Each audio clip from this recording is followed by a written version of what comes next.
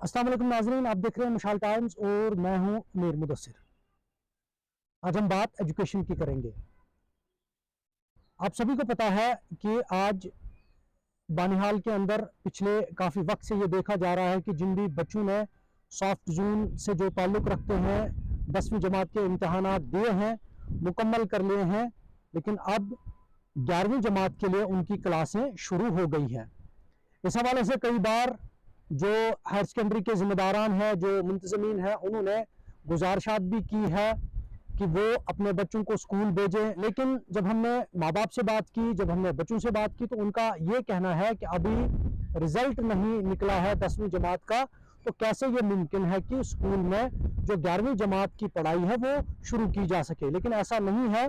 सरकार की तर्ज पर ये हुक्मनामा जारी हुआ है स्कूलों के लिए और ये कहा गया है कि जब तक 10वीं जमात के नताइज सामने आते हैं तब तक आप जो क्लास वर्क है 11वीं जमात का वो आप शुरू कर सकते हैं और चला सकते हैं तब तक जब तक नताइज आ सकते हैं। और ये भी कहा गया है कि अगर कोई बच्चा फिर नताइज के वक्त रह जाता है तो बिल्कुल 1 महीने के बाद उसे दोबारा ये मौका फराहम किया जा सकता है कि वो इम्तहानात में हिस्सा लेगा, कि वो पूरा ये सिलेबस जो है कवर करे ताकि उसका साल जो है वो ज़ाया ना हो। लेकिन इस हवाले से जब हमने गर्ल्स हायर सेकेंडरी में आज देखा तो वहाँ हमने बच्चों की फुल तादाद देखी। जो बच्चियाँ हैं स्कूल की, उन्होंने 11वीं जमात शुरू की है और जो पढ़ाई है, जो सेशन है वो स्टार्ट हो गया है। लेकिन अगर हम बॉयज़ हायर सेकेंडरी की बात करेंगे, जो मॉडल हायर सेकेंडरी के नाम से जानी जाती है, तो वहाँ अभी बच्चों की तादाद बहुत कम है, जिसके लिए गुजारिश की गई है बच्चों से भी और वालिदैन से भी कि वो अपने बच्चों को स्कूल भेजें ताकि सेशन जो है वो उनके हाथ से छूट ना जाए और पढ़ाई पे उनकी किसी किस्म का कोई असर ना पड़े।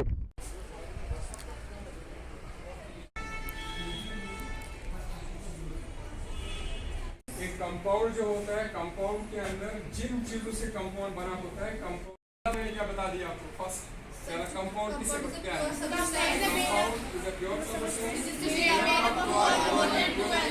Which combine together. इसकी बात बता दो कंपाउंड के बारे में। मुझे आप बताएं एक चीज, क्या डिफरेंस है फिजिकल चेंज और केमिकल चेंज में? शाबाश, आप बताएं मुझे फिजिकल चेंज और केमिकल चेंज में क्या फर्क होता है? अच्छा, इसको क्या सार बोल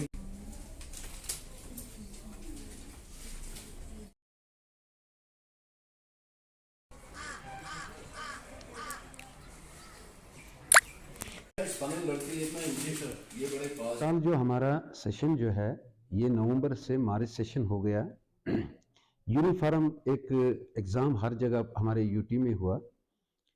तो हमारे जो 10th के एग्ज़ाम हैं और 12th और 11th के एग्ज़ाम जो है ये 2 फेसेस में हो रही हैं।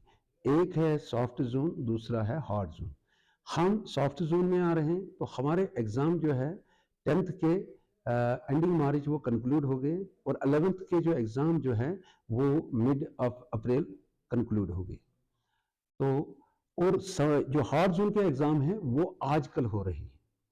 इससे ये पता चलता है कि अभी हार्ड जोन के जब एग्ज़ाम खत्म होंगे उसके बाद उनकी मार्किंग होगी, फिर कंपाइलेशन होगी और दोनों को मिला के फिर रिजल्ट आएगा। इट मीन्स इस रिजल्ट को कम से कम 2 महीने और लगेंगे। और इस चीज को मद्देनजर रखते हुए तो हमने पहले ही नोटिस निकाली। जो ही इनके एग्जाम खत्म हो गए तो हमने नोटिस निकाली, हर जगह सोशल मीडिया पर दे दिया, जो हमारे ग्रुप्स बने थे जो व्हाट्सएप ग्रुप्स बच्चों के उसमें डाले। इवन कि हमने यहाँ पर मस्जिद में भी ऐलान करवाया कि बच्चों को आप स्कूल भेजिए, हमने क्लास वर्क स्टार्ट किया है, प्रोविजनल उनके एडमिशन हो जाएंगे। लेकिन बदकिस्मती की बात यह है कि बहुत कम बच्चे आज की डेट तक आ रहे। लेकिन आज में थोड़ा सा एक पॉजिटिव साइड मुझे मिली। आज हमारे पास 11th के भी बच्चे कुछ आए थे, 12th, और हमने क्लासें ले ली। अगर हमारे पास एक भी बच्चा आया हमने क्लासें ले ली। इसकी मेन वजह यह है कि जो हमारा अपना स्कूल है इसमें हमारे बहुत कम बच्चे, तो हमारे जो फीडिंग स्कूल में, इसमें जो फीडिंग स्कूल्स आते हैं वो कुछ प्राइवेट स्कूल्स आते हैं और कुछ हाई स्कूल्स आते हैं। वहां से उनके भी हमने बीइंग क्योंकि मैं 2-3 क्लस्टर्स का हेड भी हूं, मैंने उन हेडमास्टर्स तक भी ये मैसेज पहुंचाई कि जल्द से जल्द बच्चों को भेजें, क्योंकि हमारा एकेडमिक सेशन बड़ा शॉर्ट है कि अगर वो 2 महीने वेट करेंगे तो बच्चों के 2 महीने जाया हो जाएंगे, और 2 महीने जाया होने का मतलब है उनको फिर सिलेबस कंप्लीट करने में बड़ी दिक्कत आएगी।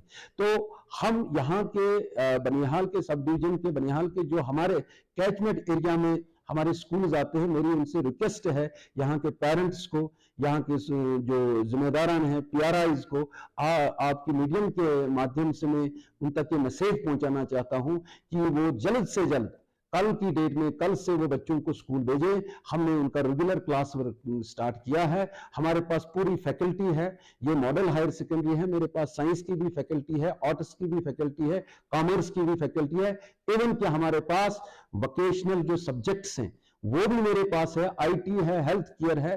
तो हम इंश्योर करेंगे कि बच्चों को हम क्वालिटी एजुकेशन दे देंगे और बच्चों में जो ऑलराउंड डेवलपमेंट होनी चाहिए। गवर्नमेंट की क्लियर कट इंस्ट्रक्शंस है कि जिस भी क्लास का जो ही एग्जाम कंक्लूड हो जाएगा तो हमें प्रोविजनल क्लासें उनकी चलानी है, ये प्रोविजन है, तो उनको प्रोविजनल एडमिशन भी मिलेगा। उसके बाद कि अगर खुदा ना खास्ता कोई बच्चा फेल हो जाएगा तो उसको सप्लीमेंट्री एग्जाम साथ में है, जून जुलाई में उसका सप्लीमेंट्री एग्जाम होगा, उसमें अगर उसका एक आध सब्जेक्ट रहा होगा वो क्वालिफाई करके वो एलिजिबल हो जाता है, उसका साल जाया नहीं होगा। अगर बच्चे वेट करेंगे रिजल्ट तक तो उनको फिर 2.5 महीने जो है वो घर बैठना है, तो वो फिर कोप अप नहीं कर पा सकते हैं उन बच्चों के साथ जिनकी हमने क्लासें लगाई है। तो इसलिए हमारी मैसेज यही है कि उसको वेट नहीं करना है, प्रोविजनल उनका एडमिशन हो जाएगा, उनके बगैर भी, मार्क्स कार्ड के बगैर भी उनका एडमिशन हो जाएगा, और क्लास वर्क हमने स्टार्ट किया है, वो जल्द से जल्द आए और अपनी क्लासों में बैठे ताकि उनको फायदा हो। हमारे साथ इस वक्त फोन लाइन पर मौजूद है तहसील बानहाल के मशहूर समाजी कारकुन और वो अपने इलाके के सरपंच भी है, काबिल तरीन इंसान है जिनका नाम आप बखूबी जानते हैं, मोहम्मद इलियास मानी और इलियास बानहाली के नाम से जाने जाते हैं। इनसे हम आज बात करेंगे इस मामले पे। सर, आपको हमारी तरफ से अस्सलाम वालेकुम। वालेकुम सलाम, बहुत बहुत शुक्रिया आपका। इलियास जी, आप हमें ये बताइए कि जिस तरीके से हमने देखा कि पिछले कुछ वक्त से जो समर जून में इम्तहानात मुकम्मल हुए हैं 10वीं जमात के, लेकिन उसके बाद ये हुक्मनामा हुआ कि आप 11वीं जमात की क्लासें जो है वो शुरू करें। लेकिन जहां हम बानहाल की बात करेंगे, बिलखुसूस अगर हम government model boys higher secondary की बात करेंगे तो वहाँ की जो मुंतज़मीन है, जो प्रिंसिपल साहब हैं अब्दुल रशीद गिरी साहब, उन्होंने बार बार जो है गुजारिशात की है वालिदैन तक भी और बच्चों तक भी कि वो आए और जो तालीमी साल है, जो सेशन है वो उस पर शुरू हुआ है 11वीं जमात के लिए, लेकिन वो देखने को नहीं मिल रहा है। तो आपकी तरफ से क्या कुछ नजरिया है, वालिदैन तक आपका क्या मैसेज है इस हवाले से? पहले तो मैं आपका बहुत बहुत शुक्रिया अदा करता हूं कि आपने एक नाजुक मरहले को ज़ेरे बहस लाया है। जो बात यहाँ के हमारे वर्दी प्रिंसिपल साहब ने हाईलाइट की थी और मैंने एक मस्जिद के अंदर एक यहाँ के वाइस साहब की जुबान से भी सुना था कि बच्चों को चाहिए कि वो तालीमी साल को शुरू होने में अपना योगदान दें, तो मैं भी उनसे गुजारिश करता हूँ, सभी वालिदैन से मेरी अदब से बड़ी गुजारिश है कि जब तक फॉर्मल रिजल्ट्स डिक्लेयर ना होते हैं तब तक वो प्रिंसिपल साहब की बात को लबैक करें और अपने बच्चों को जो तलबा तालिबात हैं उनको यहाँ के हायर सेकेंडरी स्कूल में भेजें ताकि उनका तालीमी जो उनका जो सिलेबस है वो टाइमली वो कवर हो सके और जो भी उनकी एक्सपेक्टेशंस है सिस्टम से वो फुलफिल हो सके। लेकिन कहीं ना कहीं देखने को ये मिल रहा है कि हमारे बच्चे जो है गफलतसारी के शिकार हैं और वो बारहा ये जो रिक्वेस्ट की जाती है एडमिनिस्ट्रेशन की तरफ से, एजुकेशन हमारे यहाँ प्रिंसिपल साहब की तरफ से, उस पर तवज्जो नहीं दी जा रही है। तो मेरी भी यही पुरजोर मांग रहेगी वालिदैन से कि वो अपने बच्चों को मोटिवेट करके इस नेक अमल में और इस पॉजिटिव इनिशिएटिव में एडमिनिस्ट्रेशन का, यहाँ के स्कूल इंतजामिया का साथ दे ताकि उनका तालीमी साल जो है वो जाया ना हो सके और उनका जो सिलेबस है वो टाइमली कवर हो सके। इलियास जी, एक बात और है कि जब हमने वालिदैन से बात की कुछ और हमने बच्चों से भी बात की, वो ये कह रहे हैं कि अभी रिजल्ट नहीं आ पाया है, क्योंकि ये एक रीत है, कहते हैं कि जब तक रिजल्ट नहीं आएगा तब तक नेक्स्ट क्लास में होना नामुमकिन सी बात है। लेकिन यहाँ मामला कुछ दूसरा है, यहाँ प्रिंसिपल साहब खुद गुजारिश कर रहे हैं बच्चों से भी और वालिदैन से भी। तो कितना असर पड़ेगा अगर बच्चों ने इस तालीमी इस सेशन में हिस्सा न लिया और सिलेबस उनका रह जाएगा, कितना असर पड़ेगा बच्चे पे? देखिए, पहले तो मैं प्रिंसिपल साहब को मुबारकबाद देता हूँ उनकी दूरअंदेशी को। उन्होंने एक इंटरनल असेसमेंट के तहत ये जो है कार्रवाई शुरू की है, ये एक अच्छा पॉजिटिव कदम लिया है। तो लोगों को इस मौजू की नाजुक जो मराहिल है उनको समझना चाहिए और उनको अपने बच्चों के कैरियर की तरफ तवज्जो दी जानी चाहिए, क्योंकि प्रिंसिपल साहब भी चाहते हैं और स्कूल एडमिनिस्ट्रेटिव इंतजामिया भी चाहती है कि उनके बच्चों का जो सिलेबस है वो टाइमली कवर हो सके, और जो भी उन्होंने इसके लिए जो इंतजाम किए हैं वो कहीं ना कहीं बच्चों के साथ साथ उनके वालिदैन के लिए भी मुफीद साबित हो सकते हैं। इसलिए अगर जो कदम लिया गया है, हमें चाहिए कि इस नेक काम में हम घर से शुरुआत करें और अपने बच्चों को मेंटली प्रिपेयर करें कि वो अपने स्कूल क्लासेस ज्वाइन करें। अगर बाद में खुदा न करे किसी बच्चे का मनफी भी रिजल्ट आता है, उसके लिए भी कुछ प्राविधान है कि उनका जो है फिर मिड सेशन में एक और एग्जाम आएगा, उसमें वो क्लियर करेंगे। लेकिन फिलहाल जो कार्रवाई शुरू की गई है, हमें सबको चाहिए कि हम एज अ सोशल एक्टिविस्ट हम इसमें उनका कंट्रीब्यूट करें, और हमारे कॉपरेशन के बगैर ये जो है मुमकिन नहीं हो सकता है।